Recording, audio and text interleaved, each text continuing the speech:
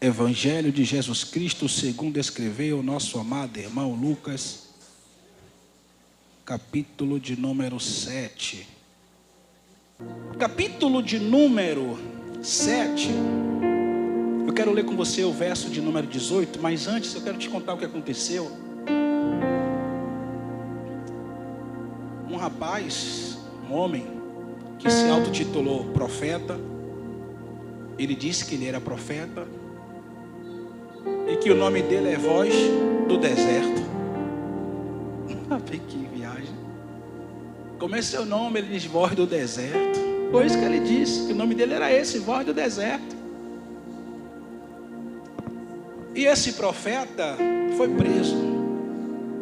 Eu disse que o profeta foi preso. O profeta foi preso.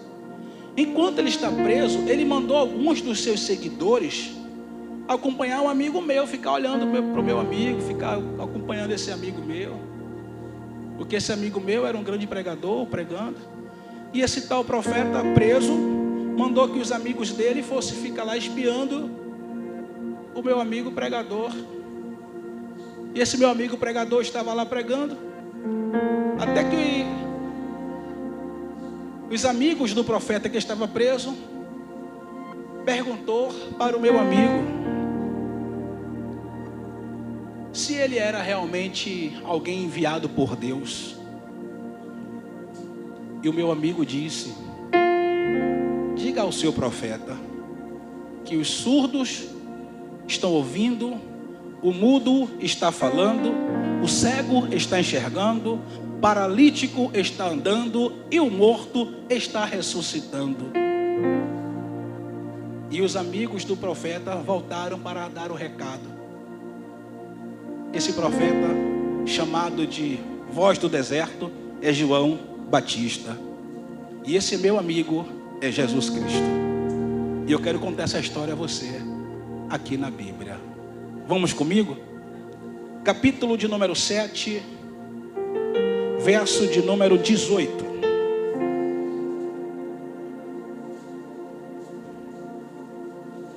Do livro de Lucas. Evangelho de Jesus Cristo, segundo escreveu o nosso amado irmão Lucas. E os discípulos de João anunciaram estas coisas, ou todas estas coisas. E João, chamando 2 dos seus discípulos, enviou-os a Jesus, dizendo: és tu aquele que havia de vir, ou esperaremos outro? Pai amado e querido, nos dá entendimento, compreensão, revelação. Fala fortemente nesta noite a cada coração. Neutralize e repreende todo roubador da semente, perturbador da mente, do subconsciente. Sai agora em nome de Jesus. Que a tua palavra vá, produza frutos 100 por 1 em nome de Jesus. Diga amém. Lembrando, João estava preso porque ele simplesmente disse: Herodes, não é lícito possuir a mulher do teu irmão. Lembrando também que Herodes tinha grande prestígio por João.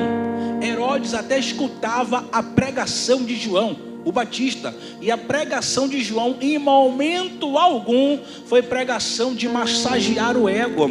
Se você for analisar as escrituras, a pregação de João era um confronto contínuo contra a natureza pecaminosa, e João dizia: arrependei-vos, ó raça de víboras, porque é chegada o reino dos céus. E as pessoas se arrependiam com a pregação dura como aquela. E João então batizava as pessoas nas águas. Ele dizia: eu batizo com água, mas vem um após mim que não batiza com água, mas com fogo. Amém? Aqui eu entendo que o que muda o homem, a natureza humana, não é massagear o ego, é o confronto direto com a verdade. Eu compreendo que a verdade, ela nos liberta.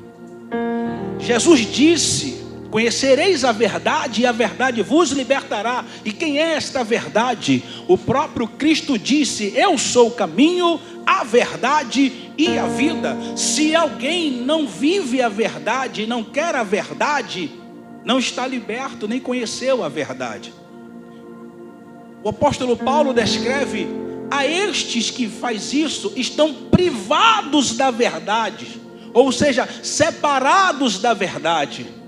O que significa isso? Não tem vida com o dono da vida, ou não conheceu Jesus Cristo, que é a verdade. Voltando a João, que estava pregando uma pregação duríssima. Como uma pregação dura como esta fazia com que um rei gostasse de ouvir. Eu vou lhe explicar por que o rei gostava. Primeiro, o rei admirava João pelo seu estilo de vida. Segundo, ele via que Deus era com João. Terceiro, ele não via falha em João. Então ele parava para ouvir, e todas as vezes que estava de passagem, ele ouvia. Quantos de vocês já ouviram uma pregação de confronto, e aquela pregação você parou, analisou e disse: realmente eu vou melhorar aqui, eu vou fazer isso aqui, eu vou mudar aqui, eu preciso aplicar isso aqui na minha vida. E é assim que funciona, porque o Espírito Santo nos faz entender. Olha o que escrito está, que o Senhor, o Espírito Santo, ele nos convence do pecado, da justiça e do juízo. O homem até prega, mas é o Espírito Santo que te dá o convencimento. Amém? O que acontecia é que Herodes não foi transformado, Herodes não foi liberto. Mesmo sendo confrontado, Herodes ainda tinha um pecado em oculto. E qual era o pecado de Herodes? Herodes tinha um pecado da prostituição. Sim, Herodes se prostituía tendo um caso extraconjugal com a mulher do irmão. Enquanto Herodes está tendo esse caso extraconjugal, onde ninguém sabe, uma vez que na época ainda se vivia a ideia do apedrejamento. A mulher que fosse pega em um ato de adultério deveria ser apedrejada, independente da classe social que ela exercia, ou que pertencia. Sendo assim, tudo que estava em oculto, segundo a Bíblia, o meu Deus diz que aos telhados será pregoado, e não há nada oculto que não há de ser revelado. Vindo esta mulher, por nome Herodias, dentro da sua carruagem, no caso, carruagem real do rei Herodes, enquanto ela está ali, junto com o rei, pousando de mulher do rei, porque ela não era mulher do rei, o próprio João não fala com ela, mas fala para Herodes: não é lícito, Herodes, se relacionar com a mulher do teu irmão. Uma vez que ele diz isso, ele assinou para si a sua sentença de morte. Herodes podia mandar prendê-lo ou matá-lo, mas não tinha como fazer isso, porque sabia que o que o João estava dizendo era uma verdade. Escute, nada pode prevalecer contra a verdade. Escute aqui que eu vou lhe falar. A verdade tudo confronta na verdade, a verdade tudo confronta, e a verdade também tudo se liberta. Eu já vi casos, até mesmo casos judiciais, casos policiais, que todas as provas estavam ali apontando para o fato e tal que a pessoa fez e aconteceu, até que depois, estudado e investigado profundamente, foi se revelar uma determinada verdade de verdade. A verdade se sobressai. E por mais que tente afagar, ofuscar, a verdade sempre aparece. É ou não é? Você já viu o gato? Se você cria gato, ou já criou, ou viu alguém que cria gato, é indicado a ter uma cesta de areia. Porque gato quer fazer necessidades na areia, porque é do costume do gato. Ele faz e depois joga terra, ele enterra. Tem gato que faz isso.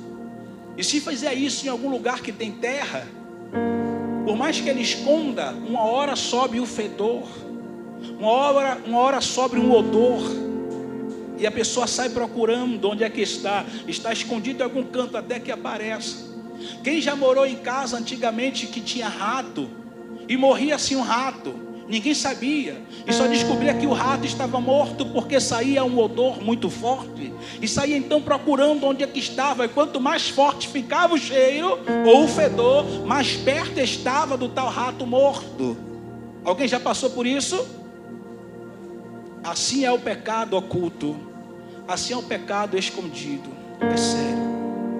Assim estava Herodes, vivendo desse jeito, vivendo a vida tranquila, mas o odor do pecado de Herodes estava subindo às narinas de Deus, e Deus se incomodou e usou João para denunciar. Só que ao invés de transformá-lo, ao invés de convertê-lo, ou da criatura que estava ouvindo pensar e repensar no que estava fazendo, a ideia principal que ela tem é: como posso fazer para matar este homem? Preciso matá-lo. Na ocasião, era aniversário do rei Herodes. Herodes fazia o aniversário de uma semana de festividade. Então ela fala com a sua filha e diz: filha, você vai dançar para o seu tio. Enquanto você estiver dançando, seduza ele, faz com que ele te admire.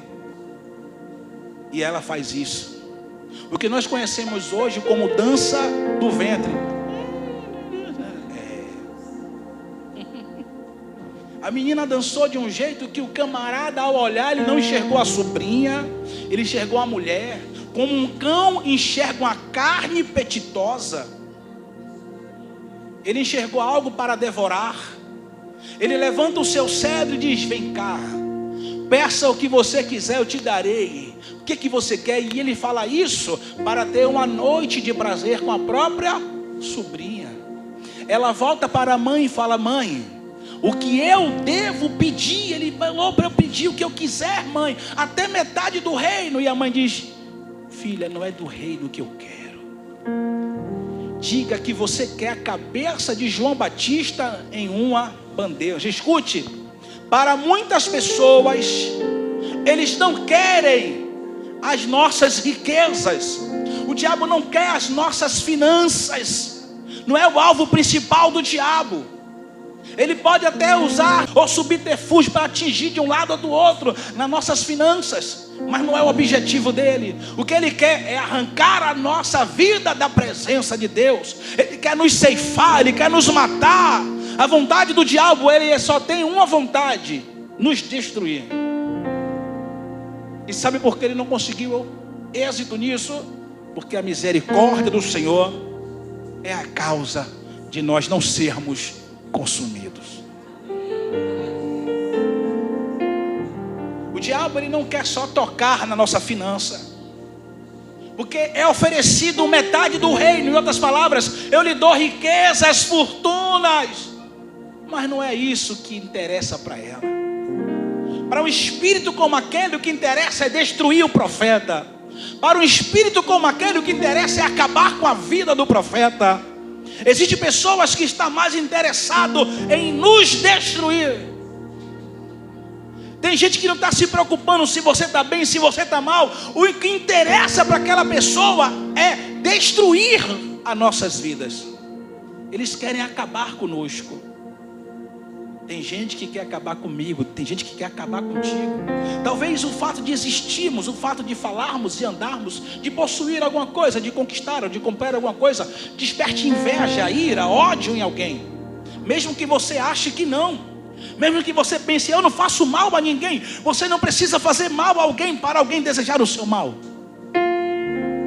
Você só precisa carregar a marca do sangue do Cordeiro, e isso já é mais do que suficiente para ter alguém te odiando. Ou você nunca viu gente que fica furiosa com você de uma hora para outra? Você nunca viu gente que, se você chegar no ambiente, a pessoa fica esquisita? Você nunca conheceu alguém que fica estranho do nada? O problema dele ou dela é você. O seu bem incomoda, a sua vida incomoda. Mas diga assim: em nome de Jesus, em nome de Jesus, eu vou continuar crescendo, frutificando, vivendo e prosperando. Diga amém. Amém? Você crê ou não crê? É oferecido para ela o reino. Ela rejeita o reino, ela rejeita a glória, ela rejeita o dinheiro, a fortuna. Ela quer acabar com a vida do profeta. Então Herodes não tem como voltar atrás, uma vez que deu a sua palavra diante dos outros reis, diante dos seus povos, diante dos aqueles magistrados, maiorais. Ele vai lá e diz: prendam João. Ele só manda prender. E prende João. Suponhamos que isso aconteceu no primeiro dia da festa.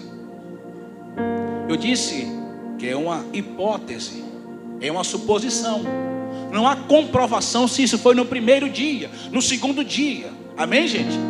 Eu entendo que não foi no último dia. Por quê? Porque teve tempo de João receber visitas. Não uma só vez, mas visitas, no plural. Teve tempo de João conversar com seus visitantes, com aqueles que o visitavam, os seus discípulos. Teve tempo de João mandar ver. Teve tempo de João receber notícia de como foi. Deu para entender? Não foi um único dia. Foi uma semana preso. Agora pense comigo, por favor.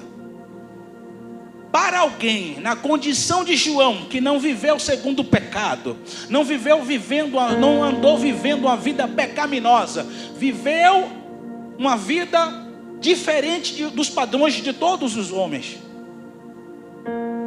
diferente até de Jesus. Jesus cresceu ao lado do seu pai, da sua mãe, e foi vivendo a vida dele. Aos 30 anos de idade começa o ministério de Jesus. Diferente de João. João viveu com roupa de animal, comendo gafanhoto silvestre e se deliciando com os meus. E esta era a vida de João. Já Jesus vivia comendo comida de verdade, como todo mundo. E eu pergunto a você, qual foi o pecado de João? Você pode me dizer? Qual foi o erro de João? Qual foi a falha de João? Não houve erro, não houve falha em João. O problema é que confrontar o pecado, agora, desde aquela época até o dia de hoje, só está crescendo cada vez mais. Confrontar pecado, se tem um profeta que confronte o pecado, esse profeta, ele agora é um alvo para muitos. As pessoas querem matar o profeta que confronta pecado. Se não matar diretamente, esganando, mata com palavras, com maus tratos. Mas o Senhor disse: não maltrate os meus profetas, não toqueis nos meus ungidos, não maltrate os meus profetas. Eu conheço pai e mãe que corrige filhos quando está errado. Conheço pastores que corrigem ovelhas quando estão errados. Mas diferente de dos pais que corrigem os seus filhos, os pastores, ao corrigir, o pastor não dá palmada, não bate, não pode dar cinturada. É só orientar. É ou não é verdade? Mas o que acontece depois? Você acha que todo mundo, ao ser confrontado, muda a postura de pensamento, de ação, de atitude? Alguns mudam para pior. É sério. E eu sei do que eu estou falando. Não sejamos como ovelhas rebeldes, mas sejamos como ovelhas, como disse Davi no Salmo 23: a tua vara, Senhor, e o meu cajado me consola. Davi disse: eu sou ovelha, o Senhor preparou para mim um pasto verdejante. A tua vara e o teu cajado me consola, Senhor.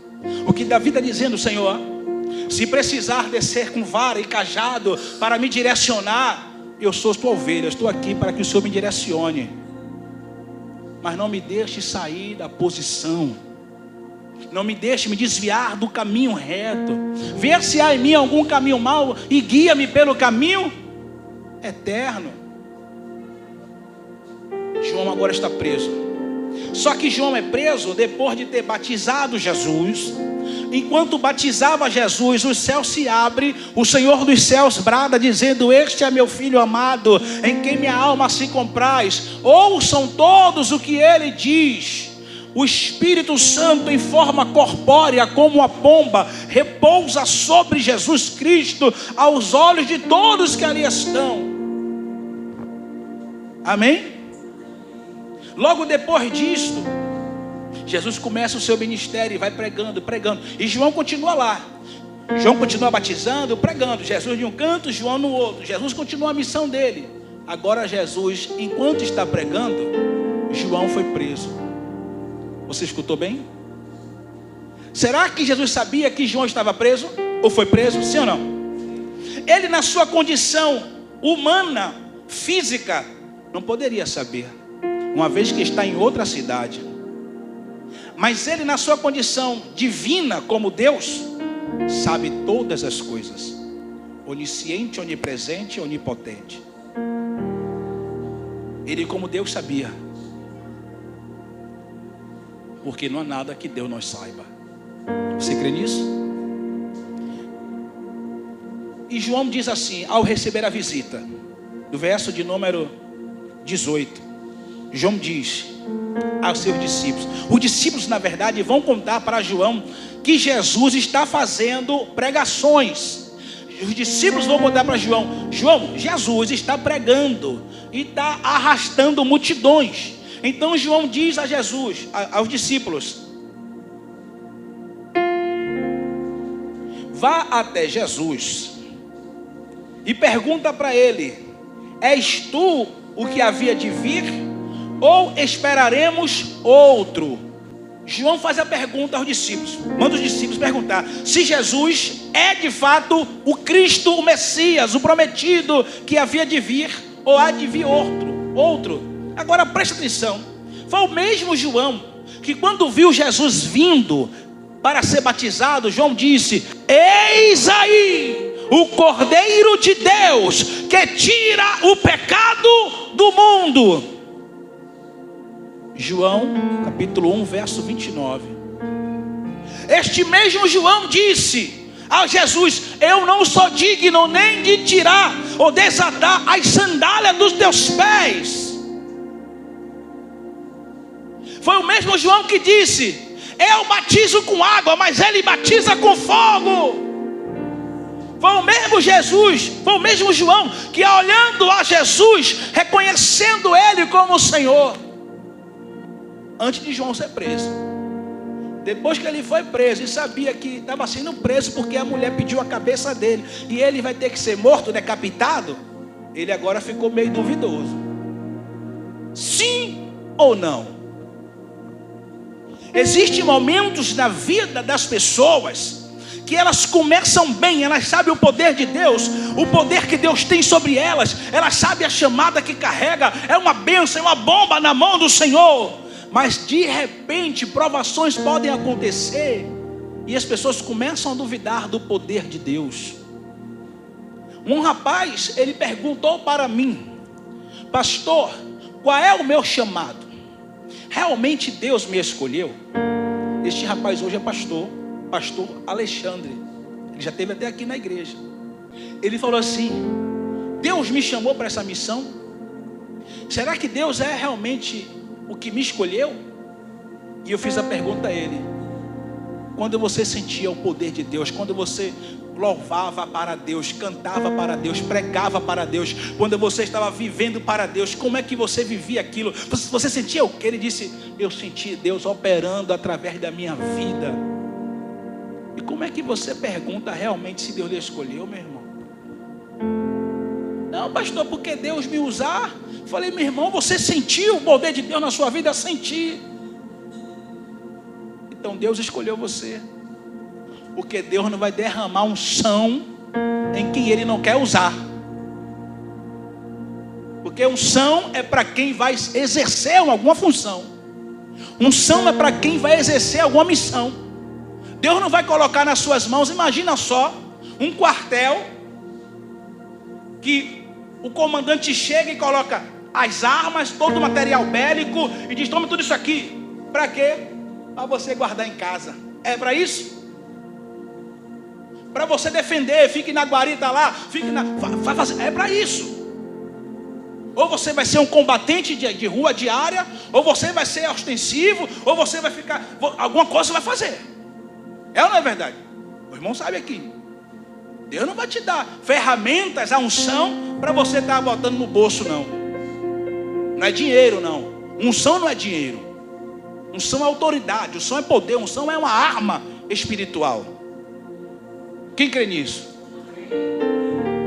Tem gente que quer unção, mas do que adianta Deus derramar unção e a pessoa não querer exercer o chamado da unção? Como? Tiver alguém ali enfermo, ore. Tiver alguém passando uma situação, fale. Às vezes quando você começar a ministrar para aquela pessoa, Deus vai operar através daquilo que você ministrou. Eu lembro de uma época, esse determinado dia, a irmã está até aqui para testemunhar isso, que é a irmã Isabel. Ela disse que estava fazendo a unha de uma cliente, e a cliente chegou contando situações, o problema e tal, e ela começou a ministrar para aquela cliente, lançou uma palavra e tal e tal. Ou seja, edificou aquela vida.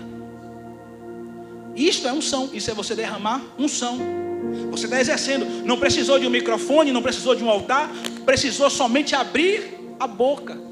Deus vai preparar situações oportunas para que você exerça a sua unção, mesmo que não seja dentro das quatro paredes da igreja. Amém, gente? Isto é unção. Agora pense comigo. João reconhece Cristo, Jesus como Cristo, como o Messias. Ele vê Deus bradar nos céus, vê os céus se abrir, vê o Espírito Santo em forma corpórea como pomba pousar sobre Jesus, e o Senhor bradar: este é o meu filho amado. Tudo isso João vê. Mas agora que está preso, entra a dúvida. Não deixe a dúvida entrar no seu coração por causa de um momento de frustração, decepção. Não deixe que a dúvida roube a sua intimidade com Deus. Não deixe que o medo, o pânico te apavore a ponto de você esquecer quem é você para com Deus e quem é Deus com você. Tem gente que já esqueceu quem ele é diante de Deus. Tem gente que já esqueceu quem é Deus para com ele. É sério, saber disso? Como assim, pastor? Explica, por favor. Por exemplo, eu não posso esquecer que eu sou filho de Deus. Eu não posso esquecer que foi Ele que me escolheu. Eu não posso esquecer de onde Ele me tirou. Eu não posso esquecer qual é a minha missão, o meu chamado, o meu legado. Não posso esquecer quem é que anda comigo. Mesmo nos momentos de adversidade, eu nunca estarei só, nem você. Amém? Mas João não estava sentindo esse fluir do Espírito. É como se João estivesse com a sua lamparina apagada por conta da frustração, da dúvida. João não estava preparado para morrer. Mas qual era a missão de João? Ele mesmo disse: eu sou a voz que clama no deserto, e eu só vim aqui para preparar o caminho. Eu vim primeiro para anunciar a chegada dele. Agora que ele chegou, o que acontece? Quem falou aí? Tá ligado.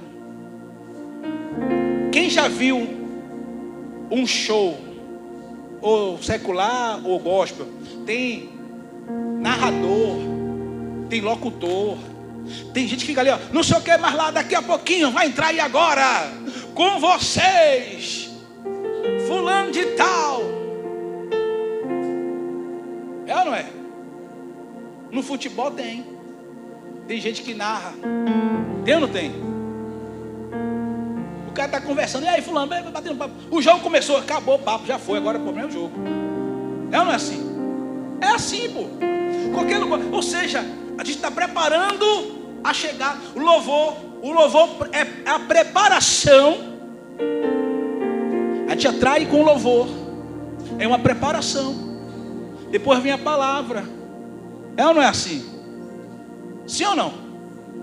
Você observa, os irmãos louvam. Depois que louvam, apresentam o louvor ao Senhor. O que é que faz? Agora preparamos a primeira parte. Vamos sentar agora para ouvir a palavra. É ou não é assim? Em qualquer lugar. João era esse tipo de pessoa. João estava preparando o caminho. Só que João esqueceu que naquele momento agora era hora do sol da justiça brilhar. Quem está entendendo? Quem é Jesus? Estrela da manhã. João estava só preparando o caminho. João, agora João, deixa com quem sabe, João. Deixa agora, João, com o mestre dos mestres. Deixa agora na mão do Senhor dos senhores. João, tu foi até aqui, daqui para frente, João, é comigo o negócio. Só que João não estava preparado Tanto é que ele continuou exercendo a função de pregar e batizar, pregar e batizar, pregar e batizar. João não saiu seguindo Jesus não, viu? Ele continuou lá, pregando e batizando. Alguns dos seus discípulos deu seguimento a Jesus, mas João não. João continuou pregando e batizando.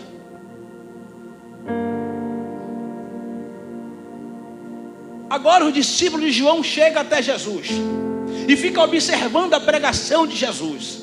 Enquanto Jesus está pregando, os discípulos estão acompanhando de João. Os discípulos de João vão até Jesus e fazem uma pergunta: Jesus, eu sou discípulo de João, e ele mandou vir até aqui para te perguntar uma coisa. E Jesus diz: pergunte logo. E eles dizem: és tu realmente aquele que havia de vir, que as Escrituras anunciam, do Messias, o Cristo? É você de verdade? Ou há de vir outro? Isso nota-se que está com dúvida. É ou não é verdade?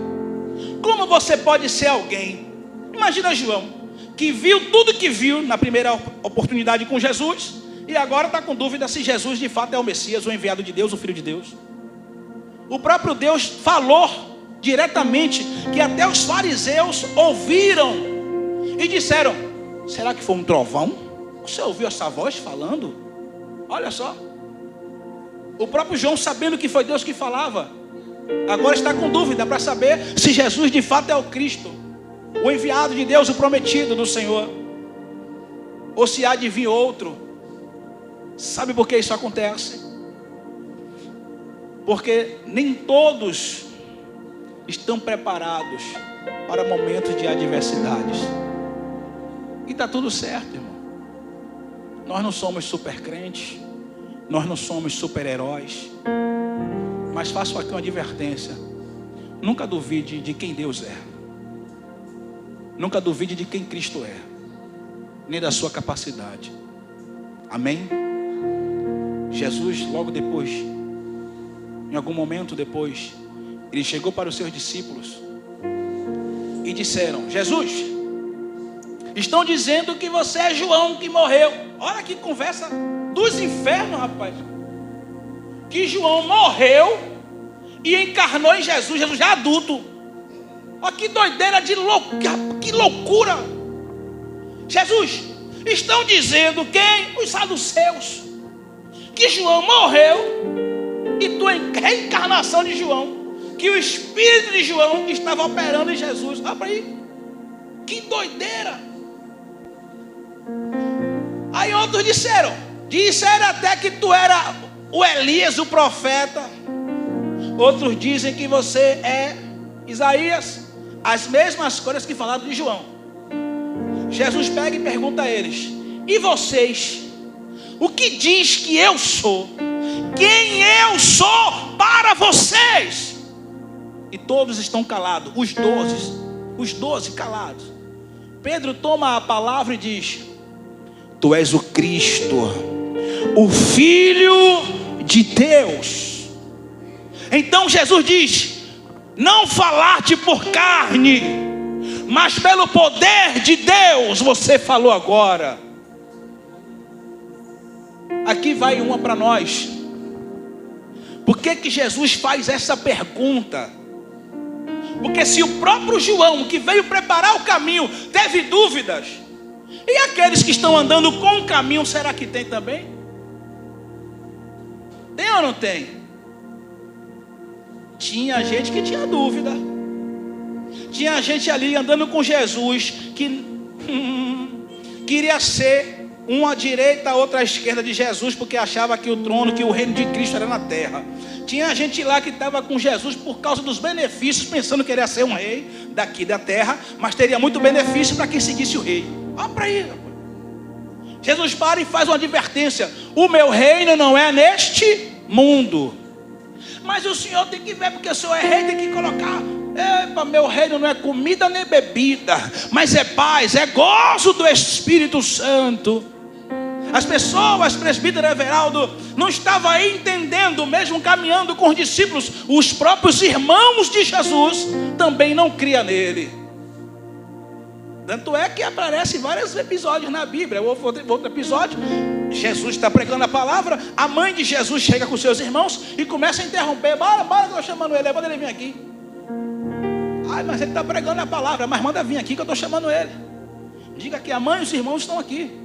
Jesus disse: minha mãe e meus irmãos é quem está aqui, ó, fazendo a vontade do meu Pai. Sabe o que Jesus está dizendo? Minha prioridade é para quem serve o reino. Até Jesus sabia que os seus próprios irmãos não criam nele. Mas tem que perguntar aos seus discípulos: quem eu sou para você? Então Jesus agora volta e diz aos discípulos de João: naquela mesma hora, Jesus curou muitas pessoas das suas doenças. E na mesma hora curou muitos de enfermidades e de males e de espíritos malignos, e deu vista a muitos cegos. 22. E respondendo então Jesus disse-lhes: ide e anunciai para João que tende visto e ouvido, que os cegos veem, os coxos andam, os leprosos são purificados, os surdos ouvem, os mortos são ressuscitados, e os pobres anunciam o Evangelho. Olha para mim aqui. Qual é a pergunta para Jesus? Se ele é o mesmo, se ele é o Cristo, ou há de vir outro? E a resposta de Jesus é: diga a João que o cego está enxergando, que o mudo está falando, o surdo está ouvindo, o paralítico está andando, os enfermos estão sendo curados, os endemoniados estão sendo libertos, os mortos estão ressuscitando. Vai anunciar. Por que Jesus não diz assim: diga para João que eu sou? Ele podia falar, sim ou não? Sabe por quê? Porque os frutos falam mais alto do que o que dizemos. Eu vou repetir para você: entre o que eu falo, o que você fala, entre o que nós falamos e o que nós fazemos, há uma grande diferença. Eu já vi homens se declarar para mulheres: meu amor, mulher da minha vida, minha paixão, meu somebody love. Mas seu miserável, terrível. Batia na mulher que só. Que amor é esse? Eu já vi filhos se declarar para a mãe: Dia das Mães, a melhor mãe do mundo, minha mãe, te amo. Bateu na mãe para poder usar droga. Eu já vi gente, estou te falando aqui do que eu vi, chegar e dizer: Deus, a minha vida é do Senhor, eis-me aqui, Senhor, e tal, e tal. Falou. Mas quando foi na prática, que eu falei: varão, eu conto com você para a gente ir ali, rapaz, resgatar uma alma. Aonde, pastor? Ali já. Pastor, não posso não. Por quê? Eu vou sair com minha mãe. Aí quando eu vou ver, estava aqui na rua da igreja. Aí eu disse: poxa, não ia resgatar, não ia. Você não saiu não, foi? Ah, não saí não. Minha mãe desistiu. Por que você não me falou? Que você não falou comigo para a gente ir lá? Ah, pensei que você não queria mais. Mentira. Eu estava aqui e falei com o irmão, irmão, vem amanhã que a gente vai fazer uma obra aqui na igreja, e você falou que pode contar com você. Eu conto com você, o irmão vai estar aqui quebrando um negócio lá. Aí eu preciso de você aqui para me dar um apoio. 3 dias de obra, ele não apareceu em nenhum dos 3 dias. O irmão falou para mim: pastor, esse camarada não vai vir. E não vai vir porque não quer, não é porque está doente, porque está fazendo alguma coisa, não vem porque não quer. Eu não quis acreditar. Eu disse: não, rapaz, ele não ia fazer isso não. Ele deu a palavra dele, ele não ia fazer isso não. Eu vou e encontro ele. Quando eu converso com ele, ele diz assim: é para falar a verdade, é? Eu não vim porque eu não quis mesmo. você não disse: pode contar comigo, porque deve vir qualquer coisa aí que o senhor precisar, para a igreja eu estou aqui. Entre o que se fala e o que se faz, há uma grande diferença. Deus nos prova naquilo que falamos, oramos, pregamos, cantamos. Tudo que nós falamos, tudo que é dito, Deus nos prova. Eu disse, se eu tivesse condições, eu disse, passei pela pessoa no chão, a mulher pedindo dinheiro, eu que disse, ela pediu comida, eu fui indo almoçar, eu disse, se eu tivesse condições, eu pegava um almoço para essa irmã e dava ela e a criança no chão. Eu passei, esquentei a comida, sentei. Quando eu comecei a comer, aí Deus falou comigo: por que você não divide o seu? Eu falei: é verdade, onde come um, come dois.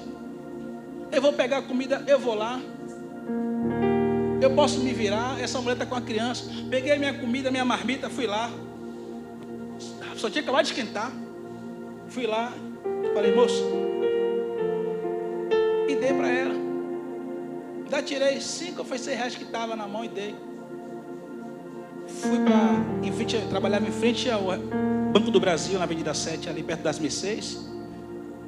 Fiquei, tinha um biscoitinho na mochila, comi biscoito. Na hora de vir para casa, era aquele dinheiro que era meu transporte.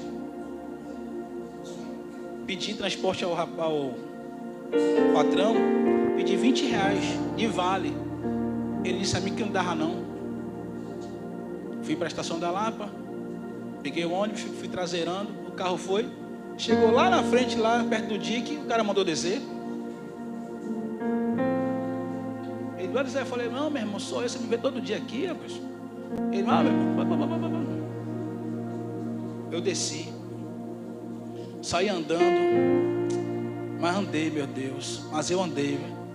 Veio outro ônibus, eu pensei: vou pegar um ônibus aqui, eu subo no ônibus, se der para ir traseirando, eu vou até lá. Aí eu vim e desci para o comércio, mandaram descer também, lá perto daqueles prédios chamados Carandiru.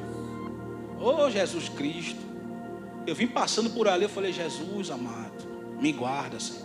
E fui andando, e vim andando até em casa. Vim com fome e vim andando, porque eu ajudei alguém que estava necessitando.